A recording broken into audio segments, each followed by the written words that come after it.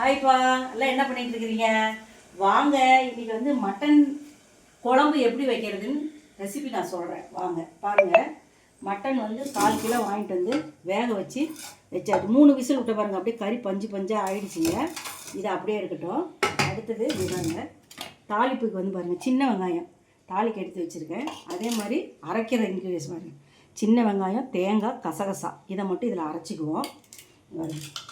சோம்பு 1/2 ஸ்பூனு, இது ஏலக்காய் 2, ஒரே ஒரு பட்டை, இது வந்து அந்த அன்னாச்சி பூ, இதெல்லாம் கல்பாசி கல்பாசி இதை போட்டு எண்ணெய் ஊற்றி இது போடணும். தாளிக்கிறதுக்கு இது போடணும்.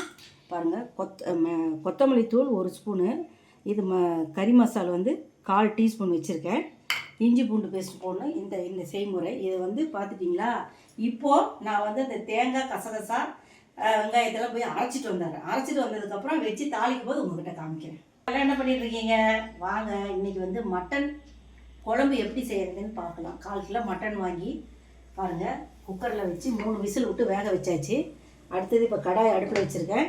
எண்ணெயை ஊற்றிக்கலாம். எண்ணெயை ஊற்றியாச்சு. அம்மா ஆயில் நிறையா ஊற்றிக்கலாமான்னு கேட்காதீங்க. இது வந்து காய் வணங்கணும். வணங்கினதுக்கப்புறம் தான் தாளிக்க போகிறேன். இப்போ வந்து முருங்கைக்காயை இதில் போட்டுடலாம். இது பாருங்க, அலசி எடுத்து வச்சுருக்கேன்.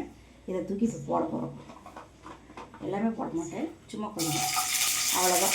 இது வந்து மீதி இருந்தால் நாளை கூட ஏதோ ஒரு காய் இதோடு போட்டு சாம்பார் வைக்கலாம். நான் எப்பயுமே அப்படி தான் செய்வேன். பாருங்கள், இது வணங்கிக்கலாம். இது நல்லா வணங்கி தனியாக எடுத்து வச்சுட்டு அதுக்கப்புறமா தாளிப்பு எப்படி தாளிக்கிறதுன்னு காமிக்கிறேன். இது வணங்கத்தில் ஒரு 2 நிமிஷத்தில் செவந்துக்கணும் நல்லா. பாருங்கள், முருங்கைக்காய் பார்த்தீங்களா நல்லா செவந்துருச்சு. இதை தூக்கி பாருங்கள், உருளைக்கிழங்கு வேக வச்சு வச்சுருக்கேன். இதில் தூக்கி அப்படியே வச்சிடலாம். இப்படி எடுத்து வச்சிட்டோமா. அடுத்தது இங்கே பாருங்கள் என்னென்ன போடுறேன்னு பாருங்கள். பட்டை, லவங்கம், ஏலக்காய், சோம்பு, இது என்னது கல்பாசி, பிரிஞ்சி இலை, இது எல்லாத்தையும் எண்ணெயில் போடலாம். போட்டு வச்சிங்களா. அடுத்தது பாருங்கள், வெங்காயத்தை தூக்கி போடலாம். 1/4 கிலோ கறிக்கு தானேப்பா, அதனால் சும்மா ஒரு 4 வெங்காயம் சரி, சின்ன வெங்காயமும் நல்லா பெருசாக இருக்குது. இதை வந்து நல்லா துவக்க விடலாம். அது செவந்துட்டே இருக்கும்போது கொஞ்சம் மஞ்சள் போட்டுடலாம். 1/4 ஸ்பூன் தான் போடுறேன், அவ்வளோதான் போடணும், நிறைய போடக்கூடாது. போட்டாச்சு. அதே கிளம்பி விடணும். கண்ணாடி பழத்துக்கு வந்தால் போதும். இருக்குது வெங்காயத்தை வந்து நல்லா செவக்கணுங்கிற இதெல்லாம் கிடையாது. சாப்பாடு ஒரு பக்கம் கொச்சிட்டு இருக்குது, அதை வந்து அப்படியே சிம்மில் வச்சு விட்டுருவோம். அது பாட்டுக்கு அது வேகட்டும். பாருங்கள், அதே வெங்காயத்தை நல்லா சுண்டு வந்துருச்சா. இஞ்சி பூண்டு பேஸ்ட்டை போட்டுருவோம். 1 டீஸ்பூன், ஏன்னா தண்ணியை கொஞ்சம் குழம்பு வைக்கிறோம்ல, அதனால் 1.5 டீஸ்பூன் இஞ்சி பூண்டு பேஸ்ட் போட்டாச்சு. இது அப்படியே வணங்கிட்டோம். அடி பிடிக்காமல் நம்ம வணங்க வச்சோம்னா நல்லா வாசம் வரும். அது கொஞ்சம் நேரம் வேவுட்டுன்னு அப்படியே விட்டுட்டோம்னா அடி பிடிச்சிச்சுன்னு வச்சுக்கலாம். அது ஒரு மாதிரி கடுக்கிற மாதிரி இருக்கும் வாசம். இஞ்சி பூண்டு வாசம் வருதுங்களா. பாருங்கள், தேங்காய், சின்ன வெங்காயம், கசகசா, இது 3 அரைச்சி வச்சுருக்கேன். அதை தூக்கி இதை போட்டுடலாம்.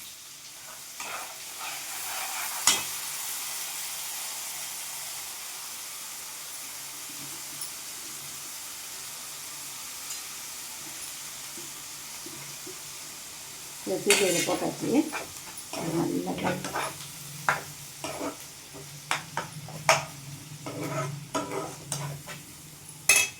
அது லைட்டாக பாருங்கள், அது பபுள்ஸ் வந்து அப்படியே வேவுது பாருங்கள். இதில் வந்து கறி மசாலா தூள், கொத்தமல்லி தூள், மட்டன் மசாலா தூள், இதை 3 தூக்கி இதில் போடுறோம்.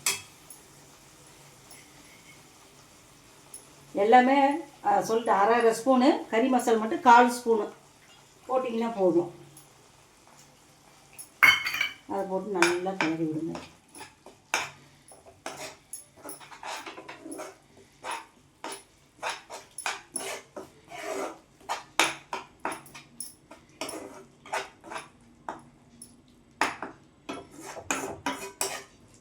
மசால் வேகும்போது எப்பயுமே அடுப்பு வந்து கொஞ்சம் சிம்மில் தப்பாக வைக்கணும்.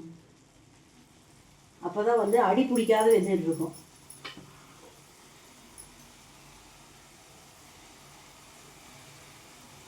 அந்த வாசம் ஒரு மாதிரி வருது வருதா? இப்போ இந்த கறி வேக வச்சுருக்கோம் பார்த்தீங்களா, இதை தூக்கி இதில் போடணும். அப்படின்னு தண்ணியோடய ஊற்றிடுங்க.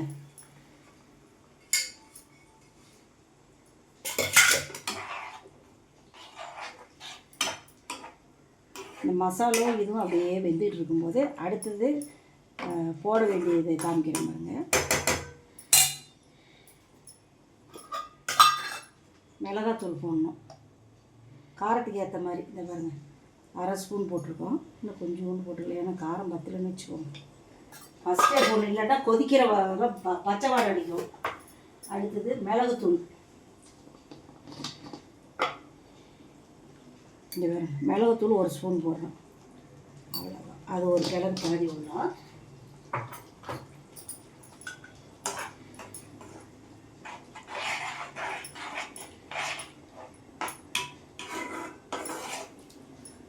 கிளறி விடணுமா? இங்கே பாருங்க, தக்காளி. இது வந்து குழம்பு கொஞ்சம் நைட்டுக்கும் சேர்த்து இட்லிக்கு எல்லாத்துக்கும், இட்லிக்கு சாப்பாட்டுக்கு எல்லாத்துக்கும் சேர்த்து வைக்கிறதுனால அது சும்மா ஒரு நேரம் அப்படி பெரட்டினாப்பில் வைக்கணும்னா 1 தக்காளி போடலாம். இது குழம்பா வைக்கிறதுனால 2 தக்காளி. இந்த மாதிரி 2 தக்காளி வந்து இப்போ நான் அரைச்சிட்டு வந்து இதில் ஊற்றுறேன். அது வரைக்கும் இது வேகட்டும், மூடி போட்டு வைக்கலாம். பாருங்கள், வாங்க பாருங்கள், தக்காளி பழம் அரைச்சிட்டு வந்தாச்சு. இங்கே பாருங்கள், தக்காளி தூக்கி இதில் ஊற்றிடுவோம். ஊற்றி ஒரு பிடிக்கணும்னா பாருங்கள், நான் அரைச்சிட்டு வரதுலேயே அடி பிடிக்கிற மாதிரி ஆயிடுச்சுங்க.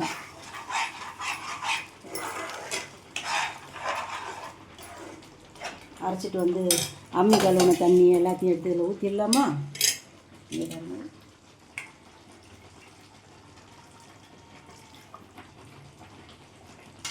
ஊற்றியாச்சு. இப்போது இந்த உருளைக்கிழங்கு முருங்கைக்காய் இதில் தூக்கி போடுவோம்.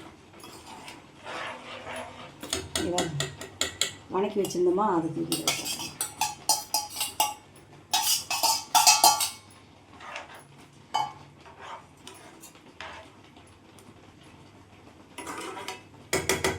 கொஞ்சம் தண்ணி ஊற்றிக்கலாம்.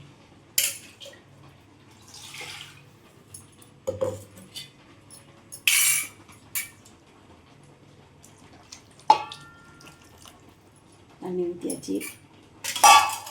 மட்டன் குழம்பு ரெடி. பார்த்தீங்களா, மட்டன் குழம்பு எந்த மாதிரி கலரில் இருக்குதுன்னு பார்த்தீங்களா? இதுதான் மட்டன் குழம்பு. இங்கே பாருங்க, சிக்கன் பெரட்டல் எந்த மாதிரி இருக்குது பார்த்தீங்களா? இதுதான் பெப்பர் சிக்கன். இதுக்கு எவ்வளோ டிஃப்ரெண்ட் இருக்குது பாருங்கள். இது வந்து அடுத்தது ஃபைனல் டச்சிங்க. உங்களுக்கு வந்து கொதித்து முடித்ததுக்கப்புறம் டேஸ்ட் பார்த்துட்டு சொல்கிறேன். பாருங்கள், குழம்பு எல்லாமே கூட்டி எல்லாம் ரெடி பண்ணி வச்சிட்டோம்ல. இப்போ குழம்புக்கு எப்படி கொதிச்சிருக்கிறத காமிக்கிறவாங்க. இது பாருங்கள், குழம்பு எல்லாமே பாருங்கள், எண்ணெய் பிரிஞ்சு வந்துருச்சு, எல்லாமே கொதிச்சிருச்சு. உருளைக்கிழங்கு பாருங்கள், முருங்கைக்காய் எல்லாமே இப்படியே பாருங்கதா எப்படி பாருங்கள், அப்படியே வெடித்து வெந்துருச்சு. இங்கே பாருங்கள், குழம்பு பாருங்கள், அப்படியே தேன் மாதிரி சூப்பராக இருக்குது பாருங்கள். இது இட்லிக்கு, தோசைக்கு, சாப்பாட்டுக்கு எல்லாத்துக்குமே நல்லா இருக்குங்க, சூப்பராக இருக்கும். கடைசியாக பாருங்கள், இதா கொஞ்சமாக அந்த கொத்தமல்லி தலையை போட்டு அப்படியே மூடி ஆஃப் பண்ணி வச்சுருவோம். அவ்வளோதான், மட்டன் குழம்பு ரெடி. உங்களுக்கு இந்த ரெசிபி நீங்கள் பார்த்துட்டு நீங்கள் பிடிச்சிருந்தா நீங்களும் மாதிரி நான் சொன்ன மாதிரி எல்லா செய்முறையும் போட்டு செஞ்சு பார்த்துட்டு கமெண்டில் எப்படி நல்லா இருக்குதுமா நல்லா இல்லைங்கிறத எனக்கு நீங்கள் சொல்லுங்கள். அதுக்கப்புறம் தான் நான் உங்களுக்கு ஒவ்வொரு வீடியோவாக நான் வந்து லஞ்சு இது சாப்பாட்டு செய்முறையெல்லாம் குழம்பு செய்முறையை நான் உங்களுக்கு போடுறேங்க.